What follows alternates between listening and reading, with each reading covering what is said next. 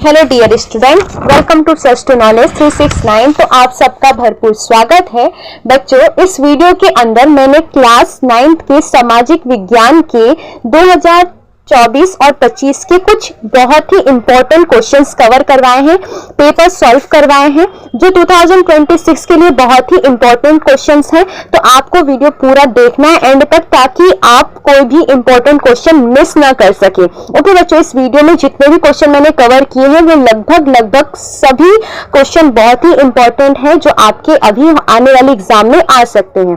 तो बिना समय गवाए स्टार्ट करते हैं हमारे वीडियो को। तो यहाँ पर जो पहला पेपर है जिसका विभाग ए का पहला विकल्प है, पहला क्वेश्चन है यहाँ पर, तो कि कौन सी प्रजा सबसे पहले भारत में व्यापार करने आई थी? तो वो कौन सी प्रजा थी? वो थी पुर्तगाली, यानी हमारा ऑप्शन नंबर क आ जाएगा यहाँ पर। दूसरा एमसीक्यू है कि अरविंद घोष ने किस पुस्तक में क्रांति की योजना को चित्रित किया था? तो इसमें आंसर आ जाएगा भवानी मंदिर, यानी कि ऑप्शन हमारा हो जाएगा। तो निम्नलिखित में से कौन सा राज्य भारतीय संघ के 28 राज्य में से एक नहीं है? तो यहाँ पर आ जाएगा कौन? तो हमारा ऑप्शन आ जाएगा इसके अंदर दिल्ली, क्योंकि दिल्ली हमारा केंद्र शासित प्रदेश है ना बच्चों। विश्व का सबसे विशाल लिखित तथा ब्यौरेबाज दस्तावेज है, कौन सा है? तो रसिया। ठीक है, बी में आ जाएगा रसिया, यानी बी वाला ऑप्शन। उसके बाद है कि आगे जाने के लिए वाहनों को प्राथमिकता देनी चाहिए। तो कैसे वाहन? यानी आपातकालीन वाहन को। यहाँ पर हमारा एमसीक्यू पूरा हुआ। नीचे आपको दिखाई दे रहा होगा जहाँ पर खाली जगह दी हुई है।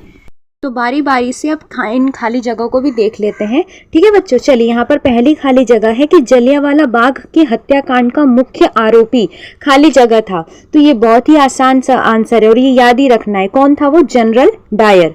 दूसरा खाली जगह है हमारा कि क्यूबा की खाली जगह ने घेराबंदी की थी। तो वो किसने की थी? अमेरिका ने की थी। तो यहाँ पर जो दूसरे नंबर पे दिख रहा है वही हमारा आंसर आ जाएगा अमेरिका। ओके, उसके बाद यहाँ पर है 8वीं खाली जगह कि गुजरात राज्य का उच्च न्यायालय खाली जगह शहर में आया हुआ है। तो अहमदाबाद शहर में आया हुआ है। पृथ्वी अपनी धुरी पर खाली जगह झुकी हुई है, तो 23.5 डिग्री झुकी हुई है। 10वां है कि समुद्र में उत्पन्न होने वाले अत्यंत शक्तिशाली विनाशक लहरों को खाली जगह कहते हैं, उन्हें कहा जाता है सुनामी। तो ये तो हो गई हमारी खाली जगह। अब यहाँ पर है सत्य और असत्य। तो देखो 11वां है कि संरक्षण, डाक तार, रेलवे आदि क्षेत्रों का समावेश राज्य सूची में किया गया है। तो ये असत्य है। ठीक है, 12वां है हमारा कि गिरफ्तार किए गए व्यक्ति को 12 घंटे के अंदर तहसील मजिस्ट्रेट के समक्ष प्रस्तुत करना अनिवार्य है। तो ये भी क्या है? गलत है, ये असत्य है। 13वां है यहाँ पर कि भारत के मध्य के मकर व्रत गुजरती है, भारत के मध्य से मकर व्रत गुजरती है। तो ये भी असत्य है। कौन सी रेखा गुजरती है? कौन सी व्रत गुजरती है? तो कर्क व्रत गुजरती है। और यहाँ पे जो था ना कि गिरफ्तार किए गए व्यक्ति को 12 घंटे के अंदर तहसील मजिस्ट्रेट के सामने प्रस्तुत करना होता है, तो यहाँ पर 12 घंटे का समय नहीं होता है, वो 24 घंटे का समय होता है। ओके बच्चों, चलिए 14वां है हमारा कि 5 जून को विश्व पर्यावरण दिवस मनाया जाता है। तो ये बात भी क्या है? सत्य है। और 15वां जो है हमारा कि विषाणु जन्य रोगों के मरीजों की संख्या सामान्य रोगों की अपेक्षा तेजी से बढ़ती है। तो ये बिल्कुल सत्य है। विषाणु क्या होता है? वायरस को हिंदी में विषाणु कहते हैं, और वायरस के जो रोग होते हैं वो बहुत तेजी से फैलते हैं, जैसे हमने देखा था कोरोना वायरस को, है ना। यहाँ पे अब है हमारे सही जोड़े, जिसको मैंने आगे कर दिया है। देखो तो यहाँ पर सही जोड़े हैं, मैं बारी बारी से इसके आंसर को टिक कर दे रही हूँ। सबसे पहला है कि जो 16 मैडम भिखाई जी कामा, इसमें आ जाएगा क वाला ऑप्शन की सर्वप्रथम राष्ट्र ध्वज बनाना। ओके, यहाँ पे बनाना की जगह फहराना होगा। 17वां जो है हमारा जवाहरलाल नेहरू। तो जवाहरलाल नेहरू कौन थे? तो भारत के प्रथम प्रधानमंत्री। ये ड वाला ऑप्शन आ जाएगा। उसके बाद है 18वां सांभर झील। सांभर झील एक खारे पानी की झील है, तो हमारा ये ई वाला ऑप्शन आ जाएगा।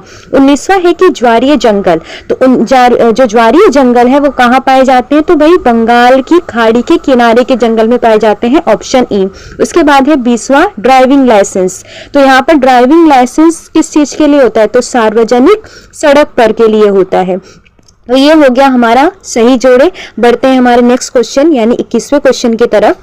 तो यहाँ पर हमारा जो 21वां क्वेश्चन है, 21 से लेके 24 तक ये एक एक दो वाक्य के प्रश्न है। मैं यहाँ पर एक एक का जो आंसर है मैं आपके सामने यहाँ पर लिख दे रही हूँ। 21वां जो क्वेश्चन है कि उदार गवर्नर जनरल के रूप में किसे जाना जाता है, तो वो थे लॉर्ड रिपन। 22वां क्वेश्चन है कि सर्वोच्च न्यायालय के न्यायाधीशों की नियुक्ति कौन करता है, तो राष्ट्रपति करते हैं सर्वोच्च न्यायालय के न्यायाधीशों की नियुक्ति।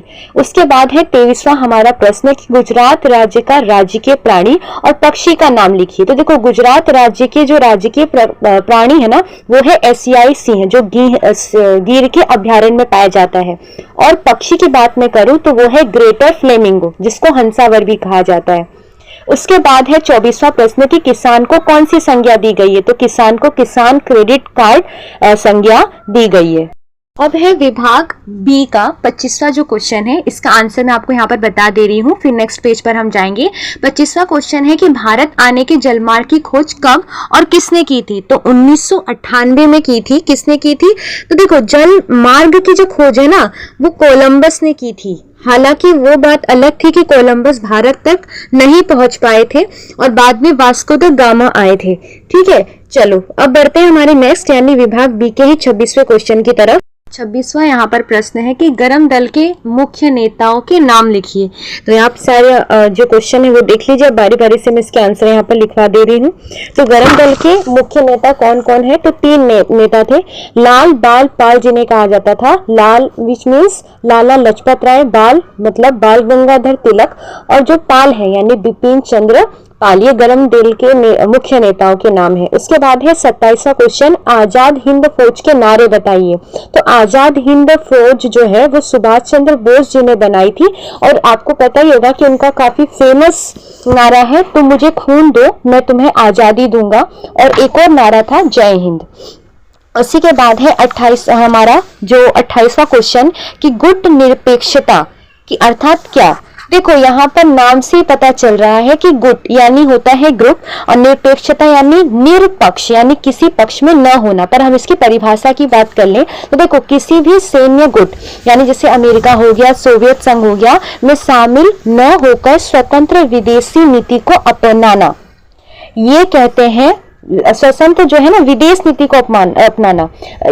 आपके दिमाग में डाउट नहीं होना चाहिए कि स्वतंत्र विदेशी नीति को अपनाने का मतलब कोई विदेशी नीति अपनाने की बात यहाँ पर नहीं करी गई है। स्वतंत्र अपनी जो फॉरेन पॉलिसी है उसको बनाने की बात की गई है। ओके, चलिए जो यहाँ पर 29वां हमारा क्वेश्चन है कि संकल्पना समझाइए प्रदेशवाद को। तो प्रदेश से जो वाद है वो किसे कहते हैं, तो अपने प्रदेश क्षेत्र के हितों को राष्ट्रीय हितों की से ऊपर रखना और उसके विकास पर जोर देना, इसे ही कहा जाता है प्रदेशवाद। ये हो गई इसकी संकल्पना जो आपको स्पष्ट दिखाई दे रही है स्क्रीन पर। उसके बाद है हमारा 30वां क्वेश्चन कि दोहरी नागरिकता अर्थात क्या। यानी दोहरी नागरिकता का मतलब होता है जैसे अगर एक व्यक्ति ना एक साथ 2 देशों की नागरिकता को रखे, उसी को कहा जाता है दोहरी नागरिकता। मैं आपको बता दूं कि भारत में दोहरी नागरिकता नहीं है। इसका मतलब ये हुआ कि यदि कोई इंडियन सिटीजन है और उसे मतलब भारतीय नागरिकता मिली हुई है, वो जन्म से नागरिक है भारत का, तो इसके बाद अगर मान लेते हैं कि वो विदेश जाता है, उससे वो देश बहुत अच्छा लग जाता है या किसी भी कारणवश से वो उस देश की नागरिकता को ले लेता है, तो इस सिचुएशन में क्या होगा, जैसे वो उस नागरिकता को लेगा तो उसकी जो भारतीय सिटीजनशिप है, नागरिकता है, वो अपने आप ही क्या हो जाएगी, खत्म हो जाएगी। ओके, नेक्स्ट हमारा क्वेश्चन है 31वां क्वेश्चन कि भारतीय नागरिकों को दिए गए मूलभूत अधिकार को बताइए। तो यहाँ पर हमें 6 मूलभूत अधिकार मिले हुए हैं भारतीय नागरिकों को। पहला है समानता, दूसरा स्वतंत्रता, तीसरा है शोषण के विरुद्ध का अधिकार, और चौथा है धर्म की स्वतंत्रता, 5वां संस्कृति शिक्षा, 6ठा संवैधानिक उपचार का अधिकार। तो ये इसको पूरा लाइन से आपको याद रखना है। 32वां हमारा प्रश्न है कि हमारे जो संसद के कितने सदन है, कौन कौन से हैं, तो 2 सदन है, कौन कौन से हैं। पहला है निम्न सदन जिसे लोकसभा कहते हैं, और उच्च सदन जिसे हम राज्यसभा कहते हैं। 33वां प्रश्न है यहाँ पर परिचय दीजिए सर्वोच्च न्यायालय के बारे में। तो देखो भारत का सबसे बड़ा न्यायालय है सर्वोच्च न्यायालय, जो कहाँ पर स्थित है, नई दिल्ली में, और ये संविधान का रक्षक भी है। ये तो काफी 2 नंबर का क्वेश्चन था, इसके वजह से इतना ही मैंने यहाँ पर लिखा है। उसके बाद है 34वां क्वेश्चन, प्रायद्वीप अर्थात क्या। तो देखो, सर्दियों में होने वाली जो बेमौसम बारिश जो रबी फसलों के लिए लाभदायक होती है उसी को कहा जाता है प्रायद्वीप। ओके, चलिए नेक्स्ट क्वेश्चन हमारा 35वां प्रश्न जो नीचे है, रबी फसल की जानकारी दीजिए। तो देखो, सर्दियों में बोई जाती है फसल और गर्मियों में काटी जाने वाली ये फसलें हैं। जैसे कि इसका उदाहरण हो जाएगा गेहूं हो गया, चना हो गया, सरसों हो जाएगा। उसी के बाद 36वां हमारा प्रश्न है कि जंगलों के विनाश के कौन कौन से कारण हैं। तो यहाँ पे हम बारी बारी से कारण देख ले। तो पहला है कृषि का विस्तार, दूसरा है औद्योगिकरण, तीसरा शहरीकरण, और उसके बाद है लकड़ी की कटाई और आग। ये कुछ मुख्य कारण है जो जंगलों के विनाश में काफी महत्वपूर्ण भूमिका निभाते हैं। उसके बाद है हमारा सेक्शन बी या विभाग बी का 37वां लास्ट क्वेश्चन कि प्राकृतिक खेती अर्थात क्या। तो जो रासायनिक खाद या कीटनाशकों के बिना गोबर और जीव मृत है आदि से की जाने वाली जो खेती है उसी को कहते हैं प्राकृतिक खेती। यहाँ पर हमारा सेक्शन बी या विभाग बी पूरा हुआ। आपको स्क्रीन पर दिखाई दे रहा है विभाग सी। विभाग सी के क्वेश्चन हम बारी बारी से इन सारे क्वेश्चंस के आंसर देख लेते हैं। ये क्वेश्चंस 3-3 मार्क्स के हैं, तो आंसर भी थोड़े उसी हिसाब से आपको लिखना है। तो यहाँ पे पहला है 38वां क्वेश्चन की वार्सिल की संधि पर हमें टिप्पणी लिखनी है। 1919 में ना प्रथम जो विश्व युद्ध के बाद जर्मनी और पे जो थोपी गई कठोर संधि, यूं कहा जाएगा ना, वही है वार्सिल की संधि, जिसने जो द्वितीय विश्व युद्ध की पृष्ठभूमि निभाई। अब देखिए बच्चों, यहाँ पर मैं पूरा आपको एक्सप्लेन नहीं करूंगी क्योंकि ये सारे चैप्टर्स के जो वीडियोस है आपको नेक्स्ट वीडियोस में देखना पड़ेगा। पर यहाँ पर क्योंकि मैं पेपर सॉल्व करवा रही हूँ तो मैं सिर्फ आपको क्वेश्चंस के आंसर बता रही हूँ। ओके, तो यहाँ पर जो आंसर आपको दिख रहे हैं आपको लिखने हैं, मतलब यही पेपर का जो क्वेश्चन है उसका मैं आंसर आपको बता रही हूँ। ये डीपली आपको यहाँ पर मैं एक्सप्लेन नहीं कर सकती क्योंकि एक वीडियो में इतने सारे के क्वेश्चन के पीछे अगर मैं आपको एक्सप्लेन करने जाऊंगी तो वीडियो काफी लंबा हो जाएगा और टाइम वेस्ट होगा वो अलग से, क्योंकि अभी हम एग्जाम की प्रिपरेशन के मद्देनजर उसको रखते हुए हम पेपर सॉल्व करवा रहे हैं, है ना। तो इसके वजह से मैं पेपर आपका सॉल्व करवा रही हूँ, तो इसके वजह से आपको ये नहीं सोचना है कि हम इतना ही आंसर है या ये समझ ही नहीं आया तो अब याद करने का टाइम है, क्योंकि अब एग्जाम हमारे सर पर है। तो वो तो साल भर पूरी पढ़ाई आपने की होगी, मैं ऐसा मानकर चल रही हूँ। उसके बाद है हमारा 39 वाला क्वेश्चन की राष्ट्रीय संघ के उद्देश्य बताइए। तो देखो, राष्ट्रीय संघ का जो उद्देश्य है विश्व शांति बनाए रखना, अंतर्राष्ट्रीय विवादों को शांतिपूर्ण यानी ढंग से सुलझाना और सहयोग को बढ़ाना। उसके बाद हमारा 40वां जो क्वेश्चन था कि उसका जो आंसर आप देख लीजिए कि बच्चों के स्वास्थ्य, शिक्षा और विकास को रोकती है और इसीलिए संविधान और कानून द्वारा प्रतिबंधित है। क्या प्रतिबंधित है? वो है बाल मजदूरी। ओके, बाल मजदूरी क्या करती है? बच्चों के स्वास्थ्य, शिक्षा और विकास को रोकती है और इसीलिए संविधान और कानून द्वारा ये प्रतिबंधित की गई है। आपको स्क्रीन पर दिखाई दे रहा है, मैंने 46 तक के आंसर क्वेश्चन यहाँ पर लिखे दिखा दिए। तो देखो 41वां जो हमारा क्वेश्चन है कि लोक अदालतें आकर्षण का केंद्र बनी हुई है, तो समझाइए। देखो, लोक अदालत का आकर्षण का केंद्र बना होना या सेंटर ऑफ अट्रैक्शन बना होना, उसका मेन रीजन ये है कि जो मामला है ना ये बहुत ही जल्दी, कम खर्चे में और आपसी समझौते से निपटाते हैं और इसी की वजह से लोग क्या करते हैं, इसको ज्यादा पसंद करते हैं, इसको ज्यादा सही समझते हैं। उसके बाद है हमारा 42वां क्वेश्चन कि चुनाव लोकतंत्र का थर्मामीटर है। इस कथन को समझाना है। देखो, चुनाव से पता चलता है कि जनता सरकार से कितना संतुष्ट है, क्योंकि अगर वोट पड़ेगी, कितनी वोट मिलती है, इससे बताता है कि इस मतलब इस पार्टी का या इस जो पॉलिटिकल पार्टी है यहाँ पर, तो उसका कितना इन्फ्लुएंस है या वो क्या कर सकती है जनता के लिए। क्योंकि जनता उसको वोट दे रही है, इसका मतलब जनता चाहती है कि ये पार्टी हमें रूल करे, हमारे ऊपर हम उसका शासन हो, क्योंकि उन्हें ऐसा लगता है कि ये पार्टी जो है उनका वो काम कर सकती है जो वो चाहते हैं। ठीक है, तो इसके हमें चुनाव लोकतंत्र एक तरीके से लोकतंत्र का थर्मामीटर है, क्योंकि लोकतंत्र का मतलब क्या होता है? लोगों का, लोगों से, लोगों द्वारा चलाए जाने वाला शासन। तो यहाँ पे लोग जिसको डिसाइड करेंगे ना, जिसको अपना वो चुनाव में वोट देंगे, वही उनका रिप्रेजेंटेटिव बनेगा, प्रतिनिधित्व करेगा उनको। जिससे पता चलता है कि वो जो है लोगों का काफी चहेता है। तो यहाँ पे चुनाव से क्या होता है कि पता चलता है कि जनता सरकार से कितना संतुष्ट है। तो इसी के वजह से, क्योंकि जैसे थर्मामीटर से हम बुखार मापते हैं ना, उसी तरीके से चुनाव क्या है, लोकतंत्र का थर्मामीटर है, और चुनाव से पता चलता है लोकतंत्र कितना मजबूत है, कैसा है। 43वां यहाँ पर क्वेश्चन है कि वर्षा ऋतु भारत की महत्वपूर्ण ऋतु मानी जाती है, तो ऐसा क्यों है? देखो, पहले से मैं आपको बताऊं कि जो भारत है वो कृषि प्रधान देश है, जिसकी वजह से कृषि पर जो है ना वर्षा पर निर्भर करती है यहाँ, और खरीफ फसलें इसी ऋतु में होती है।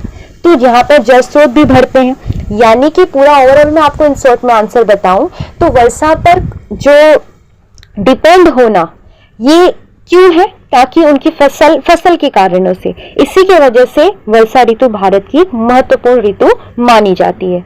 यहाँ पर 44 वाला जो हमारा क्वेश्चन है कि वन्य जीव जो है आज संकट में है, इस कथन को समझाना है कि आखिर ऐसा क्या है कि वन्य जीव हमारे संकट में है। तो देखो, वनों की कटाई, ठीक है, वनों का कटाई होना, शिकार करना किया जाना, प्रदूषण से वन्य जीवों की संख्या में भी क्या होती है, तेजी से क्या हो रही है, घटाव आ रहा है, घटती जा रही है। तो ये कुछ कारण है यहाँ पर। 45वां यहाँ पर है कि पश्चिम भारत के लोगों के भोजन और आवास को विस्तृत से बताना है। यहाँ पर मैंने शॉर्ट में बताया, आप अपनी किताब में से उसको डीपली पूरा आंसर और अच्छे से लिख सकते हैं। भोजन अगर मैं बात करूँ यहाँ पर पश्चिम भारत के लोगों की, तो ज्वार बाजरा की रोटी, दाल बाटी चूरमा और गुजराती थाली। ओके, तो देखो पश्चिम भारत के लोगों, जब भी कभी आपको एसएस में ऐसे क्वेश्चन आते हैं कि इस दक्षिण भारत के लोगों का या फिर उत्तर भारत के लोगों का, पूर्व भारत के लोगों का, इस तरीके से प्रश्न आते हैं, तो आपको ये पहले से पता होना चाहिए कि जैसे उत्तर भारत है तो उसमें कौन कौन से राज्य आते हैं, तो वहाँ की जो भी चीज़ें फेमस है, जो भी चीज़ें उसके बारे में है, आपको वहाँ पे वही लिखना है। उत्तर भारत या फिर जो पश्चिम भारत, अलग से कोई भारत नहीं है, भारत का ही है ना। हम उत्तर भारत या पश्चिम भारत कह रहे हैं राज्यों के हिसाब से, दिशाओं के हिसाब से। तो यहाँ पे पश्चिम भारत के भोजन की बात करूँ तो मैंने बता दिया आपको। आवास की मैं बात करूँ तो गर्मी से बचाव हेतु ये लोग मोटी दीवार और छोटे दरवाजे और खिड़कियाँ वाले मकान बनाते हैं। बाकी सब आप अपने किताब में से देख सकते हैं। नेक्स्ट है यहाँ पर कि चक्रवात के समय क्या करना चाहिए, तो सुरक्षित स्थान पर चले जाना चाहिए, रहना चाहिए। रेडियो या टीवी से जो सूचना हमें सुनना चाहिए ताकि हमें पता चल सके कि चक्रवात कहाँ तक बढ़ा है और हम बच सकते हैं या नहीं बच सकते हैं, है ना। ये तो जस्ट मैंने फनी कहने के लिए। उसके बाद है बिजली उपकरण को बंद कर देना चाहिए और अफवाहों से बचना चाहिए। जैसे कोई कहे ना कि अरे घर के पीछे ही है तो इस तरीके की अफवाहों से हमें बचना चाहिए ताकि हमारे पास सही इंफॉर्मेशन रहे। ओके, चलिए तो बढ़ते हैं हमारे अब सेक्शन डी के तरफ। अब है हमारा विभाग डी, जिसके अंदर हमें 47 से 53 तक के क्वेश्चन पूछे हुए हैं और ये सारे क्वेश्चन 4-4 मार्क्स के हैं। तो बारी बारी से अब हम इन आंसर्स को देख लेते हैं। सबसे पहला क्वेश्चन है 47 वाला कि दांडी कूच को विस्तार पूर्वक समझाइए। पहले प्रश्न में कह दिया विस्तार पूर्वक, तो चलिए विस्तार पूर्वक इसको समझ लेते हैं। तो आपको स्क्रीन पर ये आंसर मैंने लिख दिया है, आप देख पा रहे होंगे कि यहाँ पर जो दांडी कूच यानी जिसे हम नमक सत्याग्रह भी कहते हैं वो 1930 में हुआ था। ब्रिटिश सरकार ने नमक पर कर लगा रखा था और जो भारतीयों को ना स्वयं यानी नमक बनाना भी अपराध था। तो गांधी जी ने इस अन्यायपूर्ण कानून को तोड़ने के लिए अहिंसात्मक जो आंदोलन है, अहिंसात्मक, ठीक है, उसको शुरू किया था, यानी हिंसा न करना। और हमें इसमें हुआ क्या था, तो इसके अंदर ऐसा था कि जैसे देखो शुरुआत में 12 मार्च 1930 को महात्मा गांधी ने साबरमती आश्रम से जो 78 सत्याग्रहियों के साथ में पैदल यात्रा शुरू की गई थी और लगभग 385 किलोमीटर तक, यानी साबरमती से दांडी गांव, नवसारी जिला, यानी लगभग 24 दिन तक ये चला था। और 15 से 16 किलोमीटर चलते और रास्ते में गांव में जो सभाएं करके लोगों को जागरूक करते कि हमें इसके खिलाफ मतलब आवाज उठानी चाहिए। तो 5 अप्रैल 1930 को दांडी पहुंचे और 6 अप्रैल को समुद्र तट पर उन्होंने नमक बनाकर नमक कानून को क्या किया, तोड़ दिया कि भाई आपने उस पर रोक लगा दिया है नमक को बनाने पर हम नहीं मानते। इसी को नमक कानून तोड़ना कहते हैं। इसी को क्या कहा गया, नमक सत्याग्रह भी कहा गया। अब इसका महत्व क्या है, देखो पूरे देश में नमक कानून तोड़ना आंदोलन फैल गया और लाखों लोगों ने इसमें भाग लिया। लोगों को ये लगने लगा कि भाई कोई तो है जो अंग्रेजों से क्या कर सकता है, लड़ सकता है और हमारी रक्षा कर सकता है। दूसरा ये था कि ब्रिटिश सरकार ने गांधी जी सहित हजारों सत्याग्रहियों को गिरफ्तार भी किया था।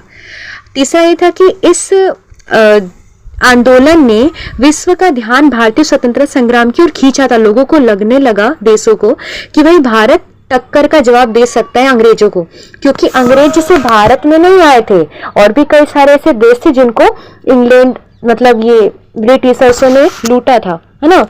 और उसके बाद ये था कि 1931 में गांधी और अरविंद समझौता हुआ था और राजनीतिक कैदियों को रिहा किया गया था। तो ये पूरा आंसर हो गया हमारा 47 का। नेक्स्ट हमारा जो क्वेश्चन है 48 वाला, जिसके अंदर हमें बोला है कि भारत और अमेरिका के बीच में कैसा संबंध है उसे समझाना है। अभी संबंध पढ़ना आप लोगों के लिए बहुत जरूरी है, क्योंकि वैसे भी दुनिया में कितने वॉर हो रहे हैं। ओके, तो ये सब चीजें जानकारी आपको वैसे भी होनी चाहिए। तो चलिए इसका आंसर देख लेते हैं। तो भारत और अमेरिका के बीच के संबंध जैसे मैं बात करूं तो वैसे तो मित्रतापूर्ण और रणनीतिक साझेदारी रही है। पहले अगर बात करूं इतिहास की तो 1947 आजादी के बाद भारत गुटनिरपेक्ष रहा और इसलिए शीत युद्ध के समय संबंध ठंडे रह गए। 1998 के जो परमाणु परीक्षण के बाद में संबंध में काफी उतार चढ़ाव आए, पर 2000 के बाद से तेजी से क्या हुआ, सुधार आने लगा। अगर अभी वर्तमान में अगर मैं इस स्थिति की बात करूं तो अमेरिका भारत का प्रमुख रक्षा साझेदारी, जैसे लड़ाकू विमान, हेलीकॉप्टर, ड्रोन की खरीदी करना हो गया। दोनों द्वैत स्क्वाड यानी भारतीय, अमेरिका, जापान, ऑस्ट्रेलिया के सदस्य भी हैं, जो हिंद प्रशांत के क्षेत्र में सहयोग को बढ़ाता है। अगर अमेरिका और मतलब व्यापार की मैं बात करूं तो अमेरिका भारत का सबसे बड़ा व्यापारिक साझेदारी है। आपको मैं बताऊं कि जो इंडिया है ना, सबसे ज्यादा माल इंपोर्ट करता है चाइना से और सबसे ज्यादा जो एक्सपोर्ट है वो करता है अमेरिका में, है ना। आईटी, फार्मा, सेवा क्षेत्र में भारतीय कंपनियां अमेरिका में कार्यरत हैं और अमेरिकी कंपनियां भारत में क्या करती है, इन्वेस्ट भी करती है, निवेश करती है। तकनीकी शिक्षा की बात करूं तो जैसे सिलिकॉन वैली में बड़ी संख्या में जो भारतीय काम करते हैं, इंडियन काम करते हैं, और जो अमेरिका में भी जो भारतीय छात्र उनको पसंद किया जाता है। हायर शिक्षा में वो लोग हैं, हायर एजुकेशन के अंदर। अगर चुनौतियों की मैं बात करूं तो व्यापार जो शुल्क है यानी जो टैक्स है, वीजा की जो नीति है और रूस की भारत की हथियार खरीद आदि पर कभी कभी मतभेद होते रहते हैं। जैसे अगर आप बीच में देखेंगे तो अमेरिका ने टैरिफ बढ़ा दिया था, टैक्स बढ़ा दिया था भारत से को लेकर, क्योंकि अमेरिका को मेन जो प्रॉब्लम है ना वो इस बात से है कि भारत है ना रसिया के साथ में संबंध जो अच्छा बनाकर रखता है ये, क्योंकि कोई भी बड़ी पावर नहीं चाहती है कि उसका जो पावर है ना वो कम हो, उसकी इंप्रेशन डाउन हो। तो अमेरिका नहीं चाहता कि रसिया इतना महान बन जाए या कोई और देश उसको इतना जो साथ दे किसी देश का। ओके, चलिए, तो ये तो रही अमेरिका और भारत के संबंध की बात। नेक्स्ट हमारा क्वेश्चन है 49 वाला, जिसको मैं आपको स्क्रीन पर आंसर दिखा दे रही हूँ। तो यहाँ पर देखिए जूनागढ़ और हैदराबाद की बात कैसे फंसी। देखो जूनागढ़ जो था ना इसको विलय किया गया था जनमत संग्रह के द्वारा और हैदराबाद में पोलो ऑपरेशन चलाया गया था। जूनागढ़ गुजरात के सौराष्ट्र में छोटी रियासत थी और वहाँ के जो नवाब थे ना महाबत खान मुस्लिम थे और वहाँ की जो आबादी थी वो 80% हिंदू ही थी। तो जनमत संग्रह करवाया किसने, देखो उस टाइम पर जो राज्यों का विलयीकरण का जो जिम्मा था ना वो सुभाष चंद्र बोस जी के माथे पे था, उनको ये जिम्मा दिया गया था। सरदार वल्लभ भाई पटेल को, क्योंकि उस टाइम पर होम मिनिस्टर थे वो। तो अब उन्होंने देखो क्या किया, आप थोड़ा सा दिमाग लगाइए, जहाँ पे पब्लिक 80% हिंदू है तो उनको पता है कि जूनागढ़ में जनमत संग्रह करवाना सबसे बेस्ट ऑप्शन होगा, इसलिए जूनागढ़ में उन्होंने जनमत संग्रह करवाया। ओके, और ये पूरी स्टोरी जो यहाँ पर आपको लिखी हुई है आपको स्क्रीनशॉट ले लेना है। और दूसरी अगर मैं बात करूँ हैदराबाद की, तो हैदराबाद में बात ये थी कि वहाँ के जो निज़ाम मीर उसाम अली खान स्वतंत्र रहना चाहते थे, वहाँ के जो राजा थे वो मुसलमान थे। तो उसने भारत पाकिस्तान दोनों में से दोनों में मिलने से इनकार कर दिया। अगर आप नक्शा में देखेंगे, नक्शे के अंदर, तो जो हैदराबाद है ना वो कई भारत से थोड़ा दूर नहीं है, भारत के अंदर ही बीच में। अब जमीन काट के तो हैदराबाद को हटाया जा नहीं सकता था, है ना। तो रजाकर जो सेना है बनकर हिंदुओं पर अत्याचार शुरू किया गया वहां पर हैदराबाद में। बातचीत नाकाम होने पर सरदार पटेल ने क्या किया, 13 सितंबर 1948 में ऑपरेशन पोलो से चलाया। यहाँ पर लोग जो सैन्य थे, जो सैनिक थे, उन्होंने पुलिस की कॉस्ट्यूम पहनी हुई थी और वहां पर आकर उन्होंने क्या किया, मतलब पुलिस का कॉस्ट्यूम पहना हुआ था और यूनिफॉर्म पहना हुआ था, और वो लोग थे कहाँ से, सेना में से थे। 5 दिन में भारतीय सेना ने हैदराबाद पर कब्जा कर लिया और 18 सितंबर को निजाम ने आत्मसमर्पण कर दिया। ओके, सरेंडर कर दिया कि हम भारत में विलय होना चाहते। तो इस तरीके से हैदराबाद को क्या किया गया, विलय करवाया गया। ओके, जूनागढ़ में जनमत संग्रह कराया गया। जनमत संग्रह का मतलब होता है एक तरीके से वोटिंग होती है। जैसे जनता ने विरोध किया, जूनागढ़ के दीवान सवाना जो भुट्टो ने भारत से मदद मांगी और नवाब डरकर परिवार सहित पाकिस्तान भाग गया। तो ये रही जूनागढ़ और हैदराबाद की विलय की प्रक्रिया। नेक्स्ट हमारा क्वेश्चन है जो 50वां क्वेश्चन है, जो विधायी शक्ति और कार्यपालिका शक्ति बतानी है हमें। देख लेते हैं राष्ट्रपति की। सबसे पहले विधायी शक्ति की बात कर लेते हैं। तो देखो, विधायी शक्तियां जो है ना राष्ट्रपति की, उसमें क्या किया जा सकता है, तो संसद को राष्ट्रपति क्या कर सकते हैं, संसद का सत्र बुला सकते हैं, स्थगित कर सकते हैं, भंग कर सकते हैं, है ना। उसके बाद में प्रधानमंत्री की सलाह पर भी लोकसभा को भंग कर सकते हैं। अभी भाषण देना, ये भी उनकी विधायी शक्ति में ही आता है। उसके बाद है विधेयकों पे हस्ताक्षर करना।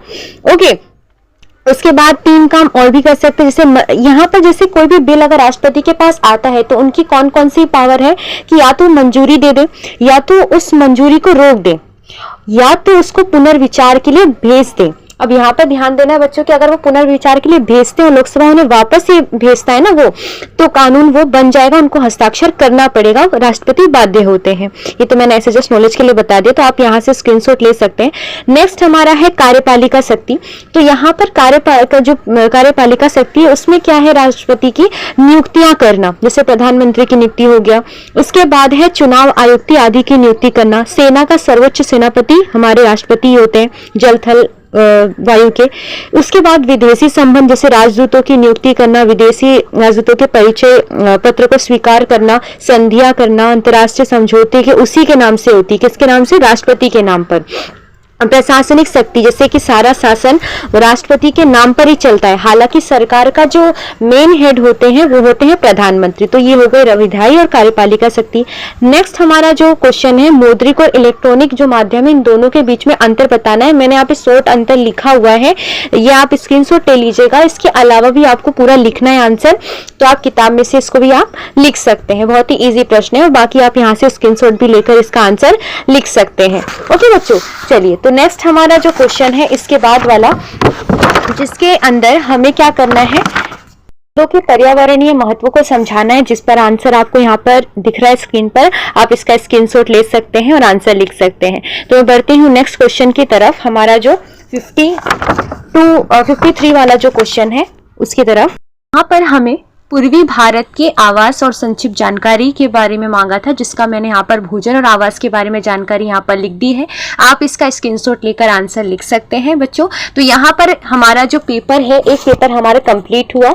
नेक्स्ट इसके बाद जो क्वेश्चन है ना इसी पेपर का, वो नेक्स्ट नक्शा वाला क्वेश्चन है। अगर आपको वो नक्शा वाला क्वेश्चन नहीं आएगा तो आप मुझे कमेंट करके बता सकते हैं, मैं उसके लिए नेक्स्ट वीडियो बना दूंगी। अब बारी है हमारे जो सेकेंड पेपर को सॉल्व करने की, तो स्टार्ट करते हैं नेक्स्ट हमारा पेपर। यहाँ पर है हमारा विभाग ए का जो पहला क्वेश्चन है, यहाँ पर सही जोड़े हैं, जिसमें पहला जिला है जिला पंचायत, जिसका ऑप्शन आ जाएगा DDO, है ना। उसके बाद है दूसरा देश का बड़ा न्यायालय, तो देश का बड़ा न्यायालय है सर्वोच्च न्यायालय। उसके बाद योग दिवस, तो योग दिवस मनाया जाता है 21 जून को। उसके बाद है चौथा गरबा, जो आप सभी को पता ही होगा, गुजरात। उसके बाद है हमारा विधान सत्य या असत्य। अगर मैं इसको आगे कर दूं तो ये रहा सत्य और असत्य आपके सामने। तो पांचवा है हमारा कि गांधी जी के राजकीय गुरु गोपाल कृष्ण थे। तो ये विधान सत्य है या फिर असत्य, सोचिए क्या होगा। तो यह विधान सत्य है, ठीक है। छठा है कि गुजरात का उच्च जो न्यायालय है वो सूरत में है। अभी हमने देखा कि वो सूरत में नहीं अहमदाबाद में है, तो ये विधान असत्य है। सातवां है हमारा कि कर्कवृत भारत के मध्य से गुजरती है, तो ये सत्य विधान है। उसके बाद है हमारा आठवां जो है, ये सब एक एक दो वाक्य के शब्द के प्रश्न है। यहाँ पर चलो पहला क्वेश्चन है कि जर्मन का तानाशाह कौन था, तो हिटलर था।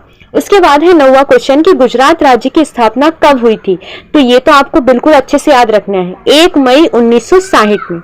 उसके बाद है 10वां क्वेश्चन कि पंजाब का लोक नृत्य कौन सा है, तो सबको पता ही होगा, भांगड़ा। चलिए बढ़ते हैं हमारे नेक्स्ट क्वेश्चन की तरफ। यहाँ पर है 11वें से MCQ, जिसमें 11वां MCQ है कि वर्तमान समय में भारतीय संघ में खाली जगह राज्य अस्तित्व में है, तो 28 राज्य अस्तित्व में है, ऑप्शन बी।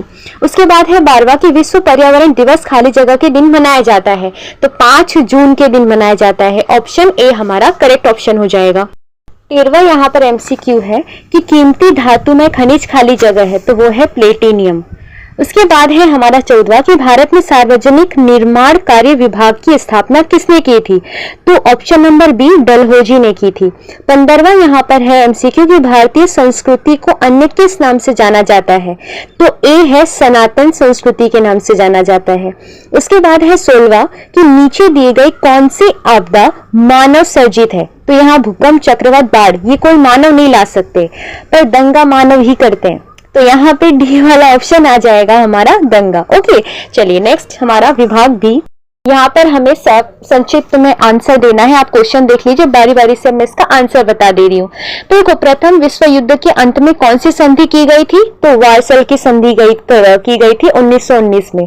18वां क्वेश्चन है कि नीचे दिए गए व्यक्तियों का परिचय देना है, सरदार वल्लभ भाई पटेल के बारे में बताना है, जवाहरलाल नेहरू, मोतीलाल नेहरू और सुभाष चंद्र बोस के बारे में। तो देखिए सरदार वल्लभ भाई पटेल के बारे में बात करूं तो भारत के लौह पुरुष कहे जाते हैं और रियासतों को एकीकरण करने में इनका काफी योगदान रहा और ये प्रथम गृह मंत्री भी रह चुके हैं। ओके उसके बाद जवाहरलाल नेहरू जी की बात की जाए तो भारत के प्रथम प्रधानमंत्री थे और आधुनिक भारत के निर्माता भी इन्हें माना जा सकता है, कहा जाता है। उसके बाद है मोतीलाल नेहरू जी जो प्रसिद्ध वकील थे, स्वतंत्रता सेनानी थे और नेहरू रिपोर्ट के निर्माता थे और उसके साथ में जवाहरलाल नेहरू जी के पिताजी भी थे। ओके चलिए तो उसके बाद है सुभाष चंद्र बोस जी कि ये नेताजी इन्हें कहा जाता है, इनकी उपाधि मिली है और आजाद हिंद फौज के संस्थापक ये थे। तो मुझे खून दो मैं तुम्हें आजादी दूंगा जैसे नारे भी सुभाष चंद्र बोस जी ने लगाए थे। तो ये हो गए हमारे परिचय। 19वां हमारा क्वेश्चन है कि भारत और पाकिस्तान के बीच संबंध की चर्चा करें। तो आपको बहुत अच्छे से पता है कि भारत और पाकिस्तान का कितना अच्छा रिलेशन है, कितना प्यार और कितना मोहब्बत है, पता है ना बच्चों आप लोगों को, मुझे बताने की जरूरत नहीं है। तो 1947 के विभाजन के बाद संबंध यहाँ पर काफी तनावपूर्ण रहा। जब से भारत और पाकिस्तान का विभाजन हुआ है, कश्मीर मुद्दे को लेकर 3 बार युद्ध हो चुका है, 1948 में, 1965 में, 1971 में। और फिर भी व्यापार जो है, सांस्कृतिक आदान प्रदान यहाँ पर जारी रहता है। ठीक है, तो ये कुछ संक्षिप्त जानकारी हो गई। उसके बाद 20वीं के अंदर हमारा 8वां में क्वेश्चन है ग्राम्य आत्मनिर्भरता। ओके तो यहाँ पर जो ग्राम आत्मनिर्भरता है, संसदीय शासन भी है, पर इसकी मैं बात कर लूं। जैसे सबसे पहले जन संरक्षण की मैं बात कर लूं तो जनता के अधिकारों और हितों और पर्यावरण की रक्षा करना, यही जन संरक्षण है। उसके बाद है लोकतंत्र। तो देखो जनता के लिए और जनता द्वारा चलाए जाने वाले शासन को ही लोकतंत्र कहते हैं, है ना, लोगों द्वारा बनाया गया तंत्र या सिस्टम। 8वें वाले क्वेश्चन को अगर मैं बात करूं तो यहाँ पर है ग्राम आत्मनिर्भरता। तो गांव का अपनी आवश्यकताओं के लिए स्वयं पर निर्भर होना, इसी को कहा जाता है ग्राम आत्मनिर्भरता। बी वाला है कि संसदीय शासन। तो संसदीय शासन ऐसी शासन प्रणाली है जहां पे कार्यपालिका विधायिका के प्रति उत्तरदायी होती है। यहाँ पर 21वां हमारा प्रश्न है कि पूर्वी भारत के लोगों के त्योहारों के उत्सव की जानकारी बताइए। तो यहाँ संक्षिप्त में बता दे रही हूँ, दुर्गा पूजा हो गया, छठ पूजा हो गया, बिहू हो गया, है ना, रथ यात्रा हो गई, ये प्रमुख है पूर्वी भारत के लोगों का त्योहार। 22वां हमारा प्रश्न है कि स्वतंत्रता के अधिकार के प्रकार बताइए। तो स्वतंत्रता के अधिकार के प्रकार कैसे स्वतंत्रता के अधिकार को बताता है? तो पहले है भाषण की अभिव्यक्ति, सभा करने का, संघ बनाने की स्वतंत्रता, भ्रमण की और निवास की और व्यवसाय की स्वतंत्रता, ये है स्वतंत्रता के अधिकार। ओके, उसके बाद है हमारा 23वां प्रश्न कि आजाद हिंद फौज के नारे बताइए। तो कौन क्या क्या नारे थे? तुम मुझे खून दो मैं तुम्हें आजादी दूंगा और जय हिंद के नारे थे, जो सुभाष चंद्र बोस जी ने दिए थे, और आजाद हिंद फौज के संस्थापक भी वही थे। उसके बाद है 24वां प्रश्न, मृदा वर्णीय प्लेट के नाम लिखिए। तो Eurasian plate, Indo Australian plate और पैसिफिक प्लेट और अफ्रीकन प्लेट, ये है मृदा वर्णीय प्लेटों के नाम। उसके बाद है हमारा 25वां प्रश्न यहाँ पर कि हिमालय भारत की रक्षा करने वाली प्राकृतिक दीवार है कैसे? तो देखो, ये उत्तर से आने वाली ठंडी हवाओं को रोकता है और विदेशी आक्रमणों से भी हमें क्या करता है? सुरक्षा प्रदान करता है।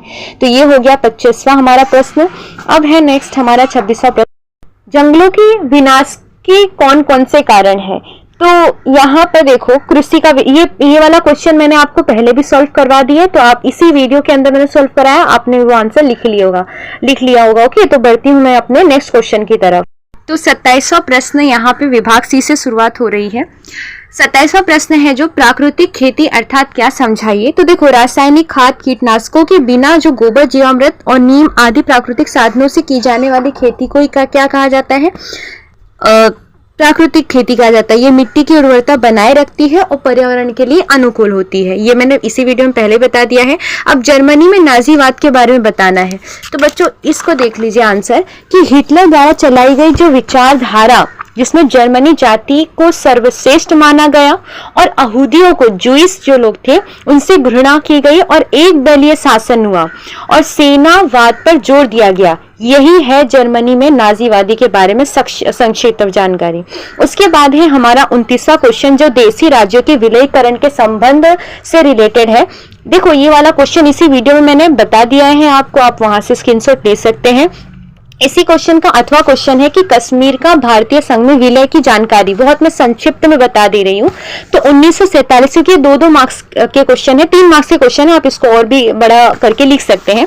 1947 में कबायली हमले के बाद में महाराजा हरि सिंह ने विलय पत्र पर हस्ताक्षर किए थे और कश्मीर को भारत के अंग बना दिया था। पर यहाँ पर ये जो मामला है ना, थोड़ा और लंबा है, तो आप इसको किताब में से पूरा अच्छे से व्यवस्थित लिखेंगे। ओके, चलिए, तो 30वां हमारा जो क्वेश्चन है कि शहरी स्वशासन की संस्थाओं के बारे में बताइए। तो कौन कौन सी होती है? नगर निगम बड़े शहरों में होते हैं, नगर पालिका या मध्यम शहर में होती है, नगर पंचायत छोटे कस्बे में होती है, और ये स्थानीय विकास, सफाई, पानी और सड़क आदि का प्रबंध करती है। तो ये हो गई वहां की संस्थाओं की जानकारी शहरी स्वशासन की। उसके बाद है 31वां हमारा क्वेश्चन कि लोकतंत्र का आधार स्तंभ चुनाव है। कैसे है इसका डिस्कशन मैंने अभी इसी वीडियो के अंदर एक और क्वेश्चन से किया था, जब चुनाव को लोकतंत्र का एक महत्वपूर्ण अंग वाला ऐसा कुछ क्वेश्चन था जिसको मैंने एक्सप्लेन किया था। आप उसको अगर आपने अच्छे से सुना होगा, समझा होगा, स्क्रीनशॉट लिया होगा आंसर का, तो आपको ये आंसर भी बहुत अच्छे से आ जाएगा। फिर भी मैं शॉर्ट में बता दे रही हूँ कि चुनाव द्वारा जनता अपने प्रतिनिधित्व को चुनती है, सरकार बनाती है और जनमत व्यक्त करती है, और इसीलिए चुनाव लोकतंत्र का क्या है? एक तरीके से नींव है, स्तंभ है। 32वां हमारा क्वेश्चन है कि दक्षिण भारत के लोगों के पहनावे और भोजन की जानकारी देनी है। मुझे लगता है कि आपको ये क्वेश्चन आपकी किताब में मिल जाएगा, पर फिर भी मैं यहाँ पर आपको स्क्रीन पर आंसर दे रही हूँ, आप इसका स्क्रीनशॉट ले सकते हैं। अब है हमारा 33वां क्वेश्चन, आपको स्क्रीन पर दिखाई दे रहा है कि राष्ट्रीय पक्ष तथा प्रादेशिक पक्ष के बीच में हमें अंतर करना है। राष्ट्रीय पक्ष का मतलब होता है कि पूरे देश में मान्यता इसको मिलती है, और प्रादेशिक जो पक्ष होता है किसी राज्य तक ही सीमित होता है। अगर राष्ट्र पक्ष की मैं बात करूं तो ये लोकसभा के चुनाव में लड़ते हैं, और प्रादेशिक पक्ष की बात करूं तो ये विधानसभा के चुनाव को लड़ते हैं। अगर राष्ट्र पक्ष की बात करूं तो जैसे यहाँ पर इसके उदाहरण देख लीजिए, जैसे बीजेपी पार्टी हो गई, कांग्रेस पक्ष हो गया ना, ये राष्ट्रीय पक्ष मतलब नेशनल जो पार्टीज है वो, और प्रादेशिक पक्ष हो गया जैसे कि शिवसेना हो गई, अकाली दल हो गई, ये प्रादेशिक पार्टीज हैं, रीजनल पार्टीज हैं। उसके बाद है हमारा 34वां क्वेश्चन, जिसमें बोला है कि हमें सुनामी के वक्त में क्या नहीं करना चाहिए। तो यहाँ पे देखो, करना क्या चाहिए, तो ऊंचे स्थान पर जाएं और रेडियो से सूचना सुनते रहें, अधिकारी को निर्देश को माने। नहीं करना चाहिए तो देखो, समुद्र तट पर नहीं जाना चाहिए, अफवाहों को नहीं फैलाना चाहिए, ना ही सुनना चाहिए, ना ही ध्यान देना चाहिए, और घबराना नहीं चाहिए ऐसे सिचुएशन के अंदर। चलिए बढ़ते हैं हमारे नेक्स्ट क्वेश्चन यानी बी सेक्शन डी की तरफ। पहला ही प्रश्न है विभाग डी का, सुभाष चंद्र बोस पर टिप्पणी लिखनी है। देखिए, नेताजी इन्हें कहा जाता था। सुभाष चंद्र बोस एक महान स्वतंत्रता सेनानी थे, ठीक है ना, काफी नीडर थे वो। उन्होंने आजाद हिंद फौज बनाई थी और उन्होंने इसी फौज का नारा भी दिया था कि तुम मुझे खून दो मैं तुम्हें आजादी दूंगा, और जय हिंद का भी नारा इन्होंने लगाया था। तो ये कुछ संक्षिप्त जानकारी है सुभाष चंद्र बोस के बारे में। उसके बाद है हमारा 36वां प्रश्न कि जूनागढ़ का भारतीय संघ में विलय कैसे हुआ। इसी वीडियो के अंदर मैंने अभी आपको बहुत विस्तार से उस क्वेश्चन के आंसर को एक्सप्लेन करा है। आप उसका स्क्रीनशॉट अगर आपने लिया होगा तो आपको आंसर आ जाएगा। इसी का जो 36वां है जिसका 8वां में क्वेश्चन है कि प्रदेशवाद, भाषा, धर्म और जाति के बारे में जानकारी देनी है। तो देखो, प्रदेश, भाषा, धर्म या जाति को श्रेष्ठ मानना, उसके आधार पर भेदभाव करना या प्रादेशवाद या फिर सांप्रदायिकता या जातिवाद कहलाता है, जो राष्ट्रीय एकता के लिए क्या है, हानिकारक है। अब हमारा जो क्वेश्चन है कि लोकतंत्र में जो लोकमत जागृत के जो माध्यम है दो, उसे एक्सप्लेन करना है। वो कौन से दो माध्यम है, मौद्रिक माध्यम और इलेक्ट्रॉनिक माध्यम, जिसको इसी वीडियो में मैंने आपको एक्सप्लेन कर दिया है, आप उसमें से देख सकते हैं। उसके बाद हमारा जो क्वेश्चन है नेक्स्ट, अब क्वेश्चन है सर्वोच्च न्यायालय के न्यायाधीश की योग्यता, कार्यकाल और मुख्य शक्तियों को बताना है। यहाँ पर मैंने पूरा डिटेल में आंसर लिखा हुआ है, क्योंकि ये क्वेश्चन जो है सेक्शन डी के, विभाग बी के, वो 4 मार्क्स के क्वेश्चन है, तो आंसर आपको बड़े ही लिखने हैं बच्चों।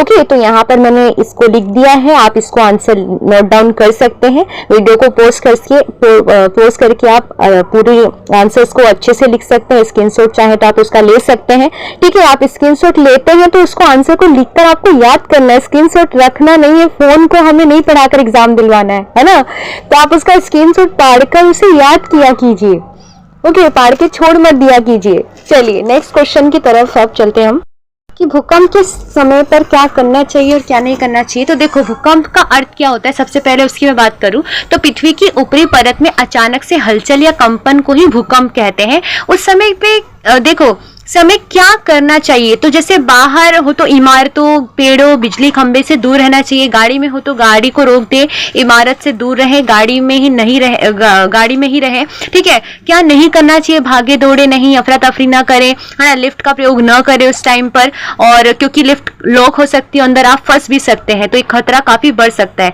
तो आप स्क्रीनशॉट लेकर इसका आंसर लिख सकते हैं। इसके बाद का जो क्वेश्चन है वो मैप वाला क्वेश्चन है बच्चों। अगर आपको नहीं आएगा वो मैप वाला क्वेश्चन तो आप मुझे कमेंट कर सकते हैं, पोस्ट में आपको आंसर बता दूंगी। अब यहाँ पर हमारा दोनों ही पेपर पूरा हुआ। तो वीडियो एंड करने से पहले बच्चों, सबसे जरूरी बात बच्चों ये कि आप एक काम करना हमेशा भूल जाते हैं, चैनल को सब्सक्राइब करना। तो अगर वीडियो अच्छी लगी हो तो please like, share and subscribe to my channel and don't forget to press the bell icon, ताकि नेक्स्ट आने वाला इंपॉर्टेंट लेक्चर्स, वीडियोस आप बिल्कुल से मिस न कर सके और आप पहले से तैयार रहें अपने एग्जाम के लिए, ओके, अपनी पढ़ाई को लेकर। तो बच्चों ऐसे पढ़ते रहिए, देखते रहिए। Thanks for watching.